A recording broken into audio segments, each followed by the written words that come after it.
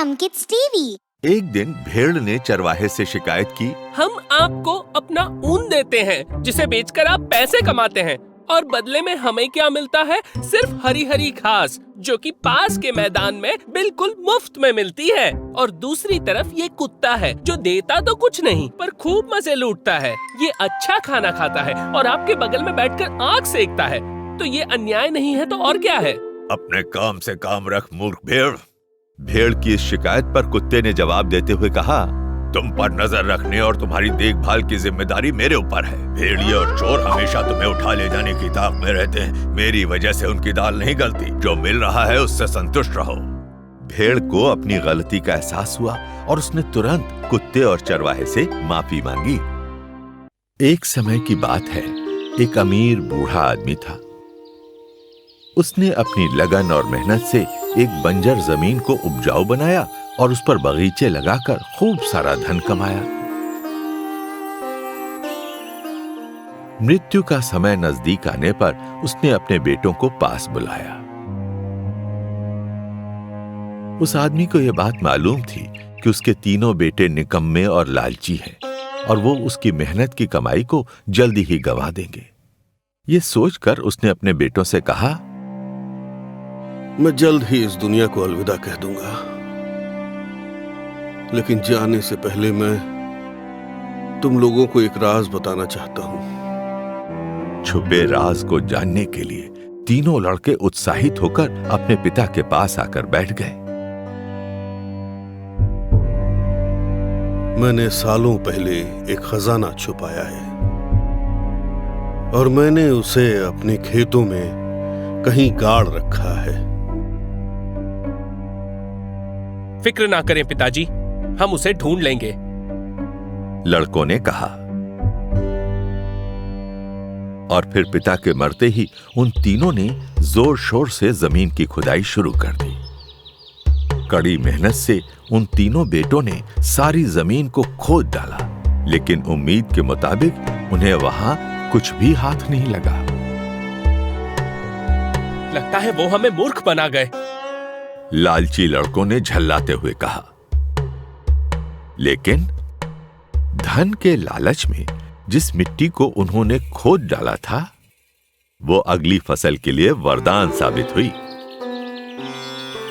और फिर देखते ही देखते वहां एक शानदार फसल लहराने लगी और इस फसल से उन तीनों ने खूब सारा धन कमाया। मेहनत के इस फल से उन्हें अपने पिता की चतुराई का ज्ञान हुआ।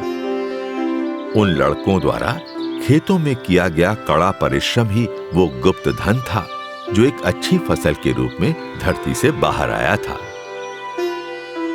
कठिन परिश्रम के बल से उन तीनों को अपने पिता की विरासत को संभाल कर रख पाने का सबक मिला। एक समय जंगल में एक लोमड़ी रहती थी। लोमड़ी बहुत ही धूर्त और चालाक थी। एक दिन एक सारस को देखकर उसे चालाकी सूझी और उसने सारस को खाने के लिए घर पर बुलाया। मेरे प्यारे दोस्त, क्या आज तुम मेरे घर आकर लजीज सूप पीना पसंद करोगे? हाँ, जरूर आऊंगा, सारस ने जवाब दिया। लोमड़ी ने स्वादिष्ट सूप बनाकर अपना वादा तो निभाया, लेकिन उसने बड़ी चालाकी से सारस को वो सूप एक सपाट थाली में परोस दिया और फिर वो खुद तो सारा का सारा सूप पल भर में चट कर गई, लेकिन बेचारा सारस अपनी लंबी चोंच से थाली के उस सूप की कुछ बूंदे ही पी पाया। कहो कैसा लगा सूप? बहुत स्वादिष्ट है ना? मजे से पियो। लोमड़ी ने मस्खरी की। सारस सुनकर बेचारा चुप रहा और सूप पीने का बहाना करता रहा। लेकिन शाम को जब वो भूखा सारस लोमड़ी के इस मजाक से शर्मिंदा होते हुए वापस लौटा तो उसने उसे सबक सिखाने की बात मन में ठान ली। और फिर एक दिन वो लोमड़ी के घर आया और उसे खाने का न्योता देते हुए बोला, सुनो लोमड़ी, आज शाम को मेरे घर कीमा बनेगा, तुम भी खाने आओ ना। सारस ने कहा, शुक्रिया प्यारे दोस्त, मैं जरूर आऊंगी। लोमड़ी ने ललचाते हुए कहा। सारस ने कीमा बनाया और उसे 2 सुराहियों में भरकर रख दिया। सारस तो आसानी से कीमे को खाने लगा, लेकिन धूर्त लोमड़ी सुराही में मुंह नहीं डाल पाई और कोशिशों के बाद बाहर पड़े टुकड़ों को चाट कर ही संतुष्ट होना पड़ा। क्या तुम्हें कीमा पसंद आया मेरे दोस्त? मैंने खास तुम्हारे लिए बनवाया था। चतुर सारस ने लोमड़ी से मुस्कुराते हुए कहा। सारस की ये चाल देखकर लोमड़ी को अपनी करनी याद आ गई और उसे मानना पड़ा कि चतुर सारस ने आज उसके साथ वैसा ही व्यवहार किया है। सारस ने लोमड़ी को उसकी गलत करनी का एहसास दिलाते हुए अपना बदला ले लिया। एक दिन खरगोश और कछुए के बीच रेस करने की बात हुई तो खरगोश ने कछुए का मजाक उड़ाते हुए कहा, बहुत धीमे हो तुम, तुम्हें कहीं भी पहुंचने में बरसों लगेंगे। बड़ा गुरूर है अपनी रफ्तार पर। चलो एक दौड़ हो जाए, देखें कौन तेज है। कछुए ने खरगोश को चुनौती देकर उसे सबक सिखाने का निश्चय कर लिया था। उधर खरगोश के लिए यह बात अब भी एक मजाक थी। उन्होंने रेस के लिए एक रास्ता चुना और एक लोमड़ी को अपना अंपायर बनाया। फिर रेस शुरू हो गई और पलक झपकते ही फुर्तीले खरगोश ने कछुए को काफी पीछे छोड़ दिया।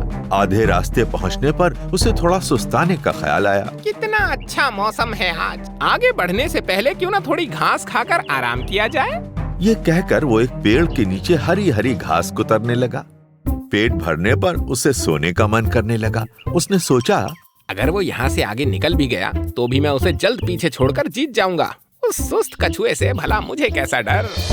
उधर वो कछुआ अपने मन में खरगोश को हराने का संकल्प लिए दृढ़ निश्चय के साथ अपने लक्ष्य की ओर बढ़ रहा था। इस बीच खरगोश गहरी नींद में चला गया और जब वो जागा तो उसे एहसास हुआ कि कछुआ उससे काफी आगे निकल गया है। अब उसने तेजी से लक्ष्य की ओर भागना शुरू किया।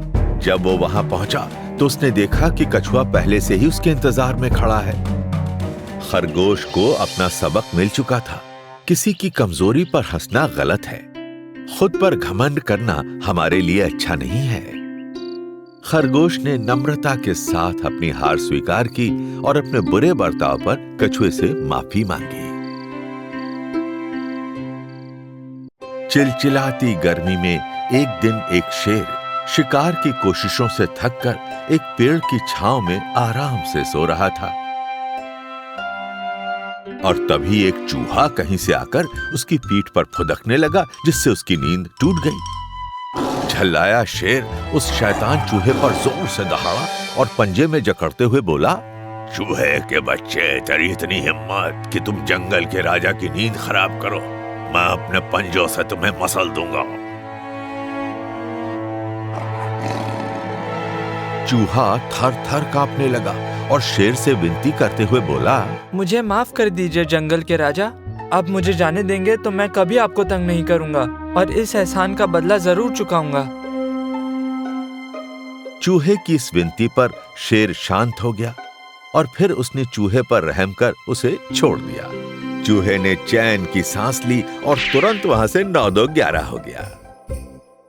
कुछ दिनों बाद शिकारियों के एक समूह ने जंगल में अपना जाल बिछाया और वो शेर शिकारियों के इस जाल में फंस गया। जाल में फंसे शेर ने जोर से दहाड़ लगाकर गुहार लगाई। उसकी ये पुकार पूरे जंगल में गूंजने लगी, कोई मुझे बचाओ। जिस चूहे की जान इस शेर ने बख्शी थी उसने भी ये गुहार सुनी। वो फौरन शेर की तरफ दौड़ पड़ा। जब चूहे ने अपने इस नेक दिल दोस्त को शिकारियों के जाल में फंसा पाया तो उससे बोला, तुम डरो मत मेरे दोस्त, मैं कुछ करता हूँ। चूहे को अपने दोस्तों के साथ वहां देखकर शेर को बहुत हैरानी हुई। उन चूहों ने पूरे जाल को कुतर कुतर कर शेर को आजाद करा दिया। एहसानमंद शेर को एहसास हुआ कि सच्चा दोस्त वही है जो वक्त पर काम आए।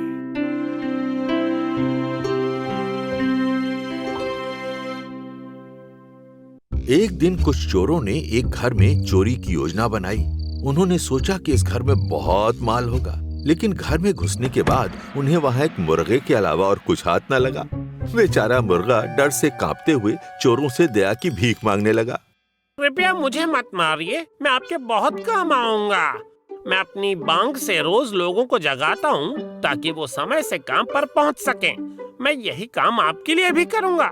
नहीं मुर्गे, तुम हमारे किसी काम के नहीं। तुम अपनी बांग की आवाज से लोगों को सावधान कर देते हो और तुम्हारी इस हरकत के कारण हम चैन से उनके घर में चोरी नहीं कर पाते। चोरों की बात से मुर्गे को समझ में आ गया कि यह जरूरी नहीं है कि किसी एक के लिए किया गया अच्छा काम किसी दूसरे के लिए भी उतना ही अच्छा साबित हो। एक कछुआ जीवन से निराश हो चुका था। हर दिन उसे कीचड़ और घास के अलावा कुछ दिखाई नहीं देता था। काश मैं भी पंछियों की तरह उड़ पाता। काश मैं भी बादलों को छूता और वहां से धरती को देख सकता। उसने ऐसा सोचा।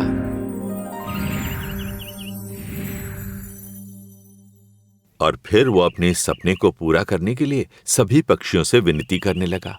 क्या कोई मुझे बादलों की सैर कराएगा और ऊपर से ये दुनिया दिखाएगा? मेरा वादा है कि जो कोई भी मेरी इच्छा को पूरा करेगा, मैं उसे पृथ्वी में छिपे खजाने का पता बताऊंगा। तब एक विशाल बाज ने कछुए पर दया करते हुए कहा, मैं तुम्हें अपनी पीठ पर बिठाकर बादलों से दुनिया दिखाऊंगा।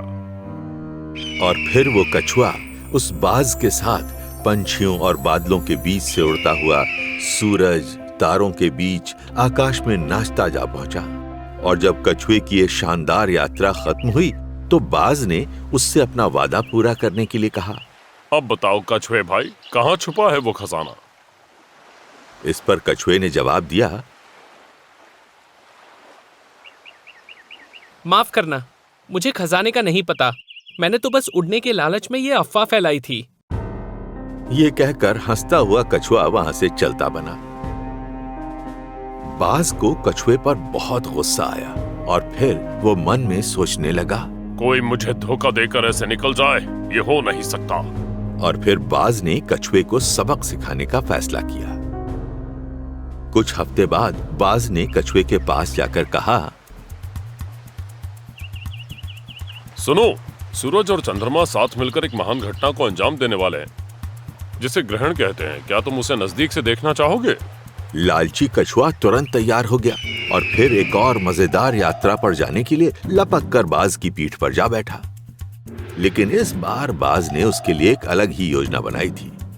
वो पहले तो कछुए को आकाश की ऊंचाइयों तक ले गया और फिर उसने वहां से उसे छोड़ दिया। जमीन की ओर तेजी से गिरते हुए कछुए को अब अपनी गलती का एहसास हो रहा था। उसने अपना काम निकालने के लिए न केवल झूठ बोला था, बल्कि बाज को सुनहरे भविष्य का लालच देकर उसे धोखा भी दिया था।